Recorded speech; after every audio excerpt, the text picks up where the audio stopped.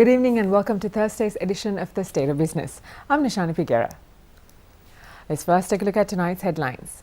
Minister Amunugama says high debt poses challenges to 2017 budget preparations. And India-Lanka bilateral trade to cross a $5 billion threshold.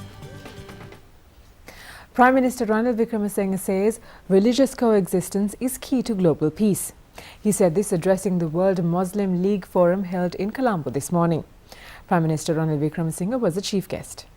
There was no major issues between our religions, whether it's Buddhists or whether it's Christians or Hindus or Muslims.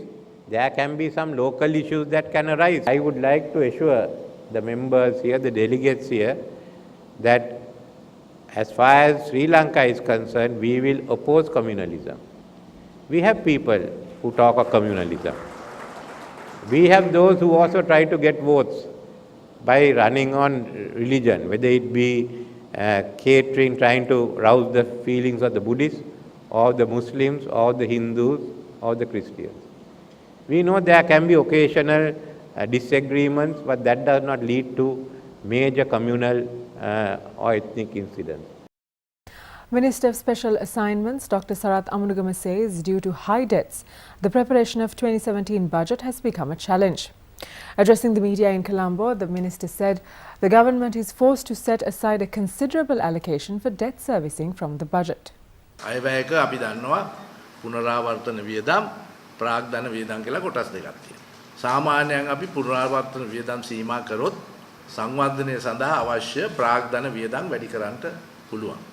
අපේ අර්බුදය තමයි පුනරාවර්තන වියදම් වර්ෂයෙන් වර්ෂය වැඩි වෙනවා. පුනරාවර්තන වියදම් තුල ණය ගෙවීමේ ඒ කොටස බැලුමක් වාගේ අවුරුද්දෙන් අවුරුද්ද වැඩි වෙනවා. එතකොට සාමාන්‍යයෙන් අයවැය ලේඛනයක් හදනකොට පුනරාවර්තන වියදම් අඩු කරලා ප්‍රාග්ධන වියදම් වැඩි කරනවා කියන අභිමතාර්ථය ඉෂ්ට කිරීම දුෂ්කර වෙනවා. අද අපේ පුනරාවර්තන වියදම් වල විශාල කොටසක් යන්නේ ඒ ඉස්සර ගත්ත ණය ගෙවීමට. Speaking further, the minister revealed Sri Lanka needs to repay around $1.5 billion to China as debt servicing this year. ඒතර බදු ප්‍රශ්නයත් ගොඩාක් දුරට සම්බන්ධ වෙලා තියෙන්නේ මේ අකර්මණ්‍ය සහ අකාර්යක්ෂම ආයෝජන වලින් අපිට ප්‍රතිඵලයක් නොලැබෙන නිසා. ඒ ආයෝජන වලින් සල්ලි නොලැබෙන්න බදු ප්‍රමාණය වැඩි කරන්න සිද්ධ වෙනවා. ඒක තමයි දැන් ඊටාම හදිසි අවශ්‍යතාවයක් හැටියට මේ ව්‍යාපෘති සක්‍රිය කරලා ඒවෙන් ආදායමෙන් අඩු ගානේ දැනට අපේ වාර්ෂිකව අයවැයෙන් ඇමරිකන් ඩොලර් බිලියන 2ක් ගෙවන්න ඕනේ ණය වාරිකයේ හැටියට. ඒකට තියෙන පොලියක්. එතකොට හැම අවුරුද්දෙම 2යි. ඒක වැඩි වෙන්නත් ඉඩ තියෙනවා. මේ අවුරුද්දේ දල වශයෙන් අපි චීනෙට බිලියන 1.5ක් ණය ගෙවන්න ඕනේ කොහොම හරි. In more news tonight, Minister of Industries and Commerce Risad Badiuddin says the trade volume between India and Sri Lanka is about to cross the $5 billion threshold. The minister said this addressing the 5th edition of the Indo-Ceylon Economic Dialogue, jointly organised by the Federation of Chambers of Commerce and Industry of Sri Lanka and the Federation of Indian Chamber of Commerce and Industry. Data shows that the bilateral trade between the two countries surged by 6.3% in 2015. Both countries are looking at expanding their existing trade mechanism for a much wider engagement. The other turning point is that latest trade data from the Department of Commerce shows that last year our total bilateral trade has arrived $4.91 billion. In that, both countries together are now ready to cross the $5 billion mark in bilateral trade at any time. Interestingly, this promising trade growth was seen on a year-on-year basis even last year. There's more news coming up after this short break. Do stay with us for that.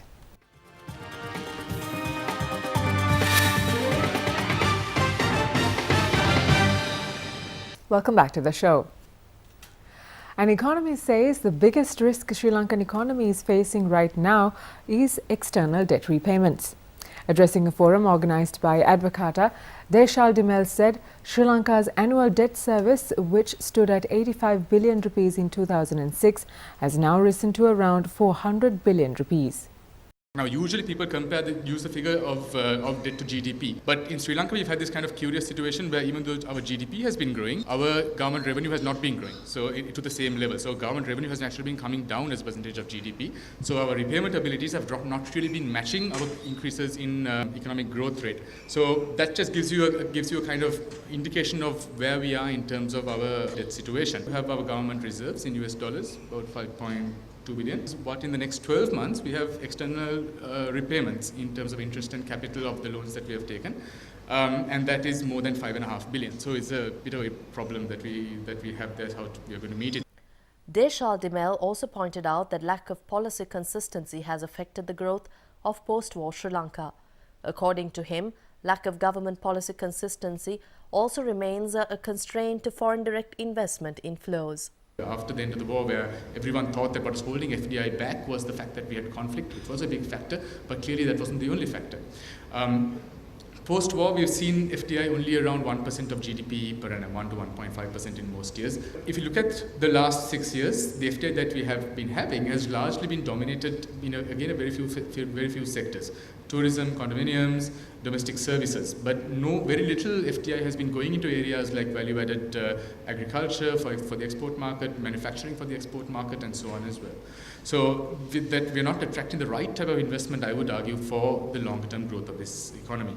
Again, fairly familiar issues have been holding investment back: the lack of policy consistency, conflicting messaging by different actors within governments, barriers in access to land approvals, and so on. All of these factors continue to deter investment. This is not just issues of this government, but previous governments as well.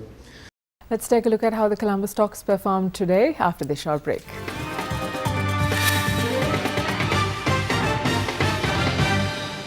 Welcome back. Here with the state of business.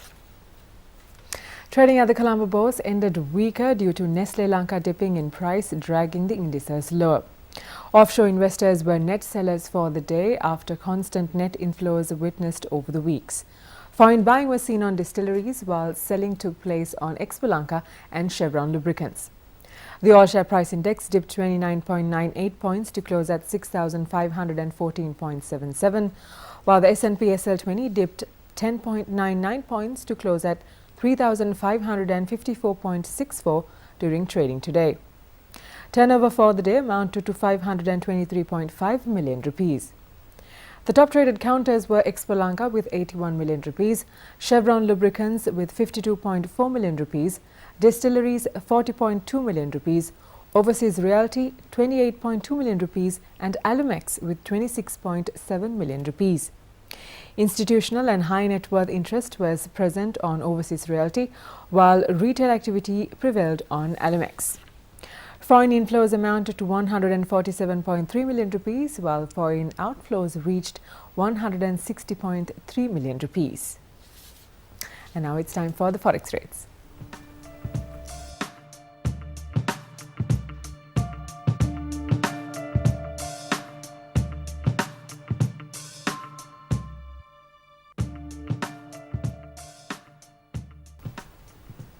And that wraps up the show for tonight. We'll see you again tomorrow at the same time.